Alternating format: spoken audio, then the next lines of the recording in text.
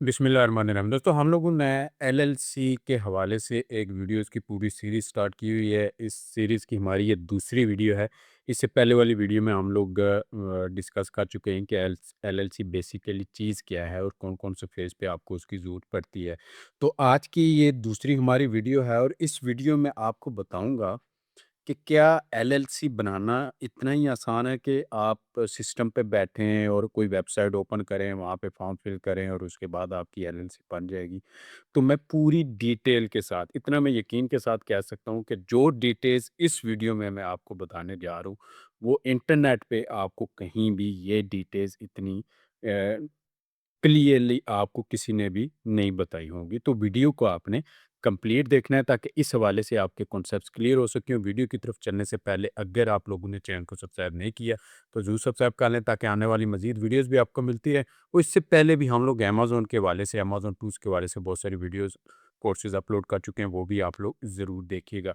तो वीडियो की तरफ चलते हैं। तो अमेज़न पे जब आप बिज़नेस करने का सोचते हैं, चाहे वो किसी भी कंट्री में हो, चाहे यूएस में हो, यूके में हो या केएसए, यूएई जहाँ पे भी हो, तो वहाँ पे अमेज़न की कुछ रिक्वायरमेंट्स होती हैं। तो सेम वैसे ही जब आप यूएस में अकाउंट बनाते हैं, तो वहाँ पे अमेज़न की रिक्वायरमेंट होती है कि आपके पास एक एलएलसी होनी चाहिए। आप इंडिविजुअल डिटेल्स पे भी बना सकते हैं, लेकिन मैं हमेशा कहता हूँ कि अगर आपने लॉन्ग टर्म कोई भी बिज़नेस लेके चलना है, तो आपकी बेस जो है वो स्ट्रॉन्ग होनी चाहिए। तो बेस स्ट्रॉन्ग तभी आपकी बन सकती है जब आपके पास एक एलएलसी हो। एलएलसी एक कंपनी होती है जो कि आप यूएस में रजिस्टर करते हैं।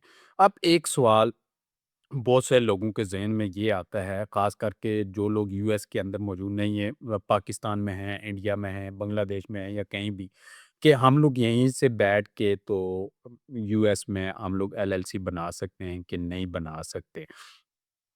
नॉर्मली ज़हन में यही होता है कि हम लोग क्योंकि सारे डॉक्यूमेंट्स वगैरह ये वो हमारे पास हैं, तो हम लोग सिर्फ़ उनकी वेबसाइट्स पे, यूएस की गवर्नमेंट की जो भी वेबसाइट्स हैं, उनको ओपन करेंगे और वहाँ पे जो फॉर्म है वो फिल करेंगे और उसके बाद हमारी एलएलसी बैठे-बिठाए वहाँ पे बन जाएगी। तो ऐसा बिल्कुल भी नहीं है।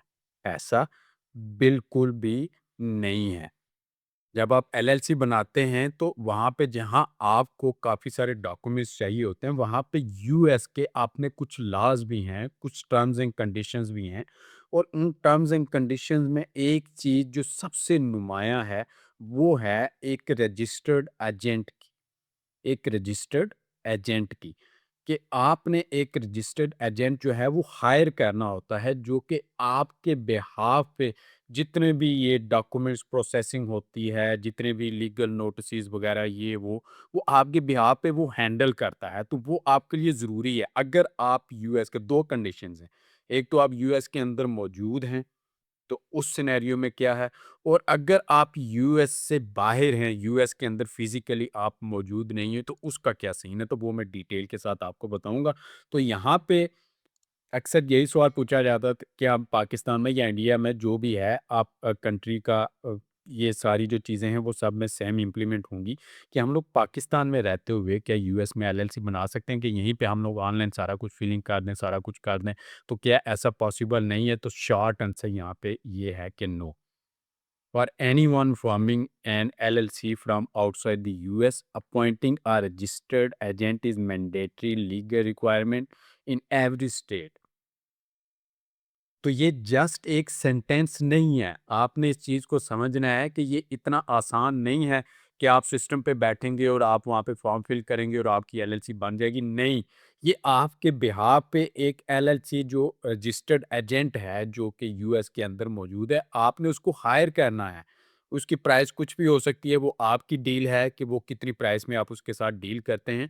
वो आपके बिहाफ़ पे जितनी भी ये डॉक्यूमेंट प्रोसेसिंग है, जितने भी ये लीगल प्रोसेसिंग है, ये सारा कुछ आपके बिहाफ़ पे करता है। उसके बिना अगर आप पाकिस्तान में हैं, इंडिया में हैं, बांग्लादेश में हैं, ये यूएस से बाहर कहीं भी हैं, अगर आप वहाँ पे रजिस्टर्ड एजेंट को हायर नहीं करते जो कि फ़िज़िकली यूएस के अंदर मौजूद है, तो आप एलएलसी नहीं बना सकते। बहुत सारे लोग आपको कहेंगे कि नहीं, हम लोगों के पास ये वाला ट्रिक है, ये वाला ट्रिक है, ये वाला ट्रिक है।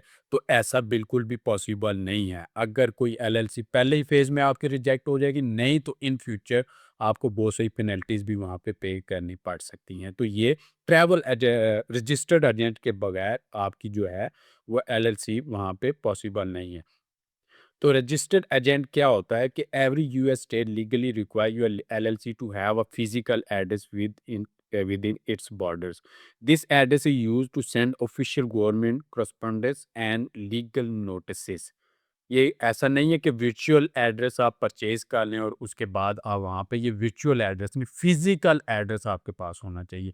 और वो फिजिकल एड्रेस आप किसका देते हैं? आपका जो रजिस्टर्ड एजेंट है जिसको आपने हायर किया होता है, वो आपका वो एड्रेस देता है।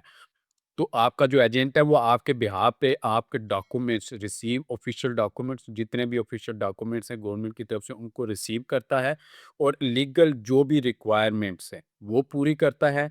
और 9 टू 5 वो जो एड्रेस उसने अपना दिया होता है, उसके ऑफिस का एड्रेस है, वो वहाँ पे 9 टू 5 मौजूद होता है किसी भी वहाँ पे डॉक्यूमेंट्स को रिसीव करने के लिए। तो ये वो रिक्वायरमेंट्स होती हैं। तो विदाउट रजिस्टर्ड एजेंट यहाँ पे आपकी LLC you LLC formation filing will be rejected by the state. Financial penalties आपको पड़ सकती हैं इन फ्यूचर। और ये बिना रजिस्टर्ड अगर आप कोई भी एजेंट नहीं हायर कर सकते, तो ये उन लोगों के लिए है जो कि यूएस से बाहर हैं, जो कि यूएस से बाहर हैं। अगर आप पाकिस्तान में हैं, इंडिया में, बांग्लादेश में या और भी किसी भी कंट्री में मौजूद हैं, यूएस के अंदर मौजूद नहीं है फिजिकली, तो आपको यूएसए में एलएलसी बनाने के लिए आपको एक रजिस्टर्ड एजेंट जो है वो लाजमी आपको चाहिए होगा। तो यहाँ पे एक रिकमेंडेशन मैं करता चलूँ कि अगर अगर आप एलएलसी अपनी बनवाना चाहते हैं, तो यहाँ पे आपको एक व्हाट्सअप नंबर हमारा मिल रहा होगा। हम लोग एलएलसी की सर्विसेज भी प्रोवाइड करते हैं आपके बिहाफ पे। आपके सारी डॉक्यूमेंट प्रोसेसिंग वगैरह, बैंक अकाउंट्स वगैरह, वर्चुअल एड्रेस वगैरह, जितना भी सारी कुछ है आपका, हत्ता कि आपका अमेज़न अकाउंट भी रजिस्टर करने में हम लोग आपकी हेल्प करते हैं। तो अगर आपको इस किस्म की हेल्प चाहिए तो आप यहाँ पे व्हाट्सएप पे राब्ता कर सकते हैं। तो अब दूसरा सिनेरियो है कि अगर आप फिजिकली यूएसए के अंदर मौजूद हैं, तो क्या आपको फिर भी वहाँ पे रजिस्टर्ड एजेंट की ज़रूरत है? तो यहाँ पे है कि yes, US resident can act as their own registered agent. Registered agent आपको लाजमी चाहिए होता है, लेकिन अगर आप वहाँ पे फिजिकली मौजूद हैं तो आप अपने खुद के एजेंट के तौर पे भी वहाँ पे काम कर सकते हैं। लेकिन उसकी कुछ शराइत हैं जो ऊपर मैंने आपको बताया है कि आपके पास फिजिकल एड्रेस होना चाहिए। अगर आपके पास फिजिकल एड्रेस है, आप 9 टू 5 वहाँ पे उस एड्रेस पे मौजूद रहते हैं और आप जो आपकी प्राइवेट जो एड्रेस है वो आप पब्लिक होगा, वो डॉक्यूमेंट्स में जब आ जाता है तो वो पब्लिक एड्रेस हो जाता है।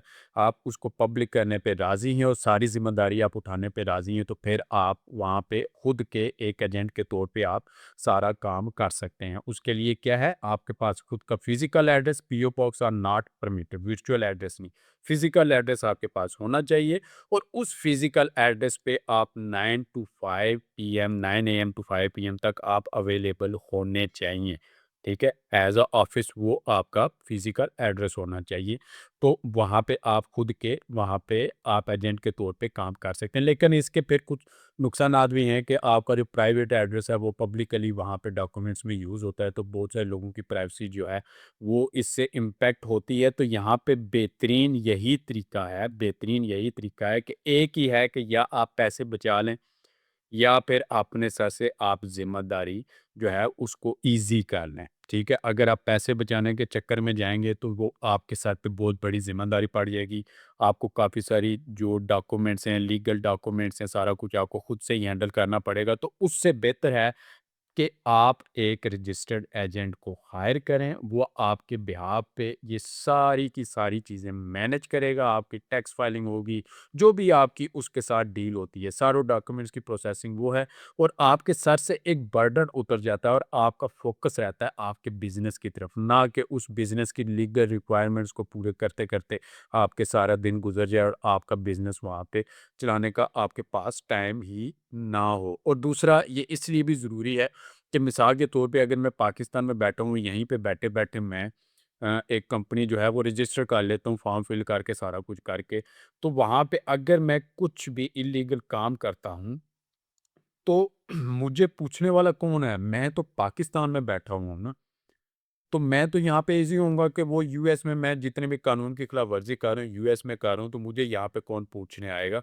तो आपके बिहाफ़ पे वो एक ज़िम्मेदार आदमी होता है, जो रजिस्टर एजेंट होता है, वो पहले आपकी पूरी एक डिटेल निकालेगा, सारा कुछ करेगा और वो एज़ अ ग्रांटेड आपका वहाँ पे एक एजेंट होगा कि वो आपकी जितनी भी इन चीज़ों का वो ज़िम्मेदार होता है, आपके बिहाफ़ पे उन चीज़ों को वो देखता है। तो यहाँ पे ये सवाल कि अ, खुद से क्या आप खुद से एलएलसी बना सकते हैं यूएस में? तो आप खुद से एलएलसी नहीं बना सकते। आपको बनवाने के लिए एक रजिस्टर्ड एजेंट जो है, वो लाज़मी हायर करना होता है। ये यूएस के जो कानून है, जितनी भी स्टेट्स हैं, चाहे आप किसी भी स्टेट में वहाँ पे एलएलसी रजिस्टर कर रहे हो, उस स्टेट में आपको उस स्टेट का एक रजिस्टर्ड एजेंट जो है, वो हायर लाज़मी करना पड़ता है, जो आपके बिहाफ़ पे ये सारी कुछ प्रोसेसिंग वगैरह वो करता है। तो उम्मीद है कि इस हवाले से आपके कॉन्सेप्ट्स क्लियर हो गए होंगे। मज़ीद कोई भी क्वेश्चन आपके ज़हन में आता है, आप कमेंट करके मुझसे पूछ सकते हैं और अगर आपको वीडियो पसंद आई, वीडियो को लाइक करें, चैनल को सब्सक्राइब करें, अपने दोस्तों से भी इसको ज़रूर शेयर करें।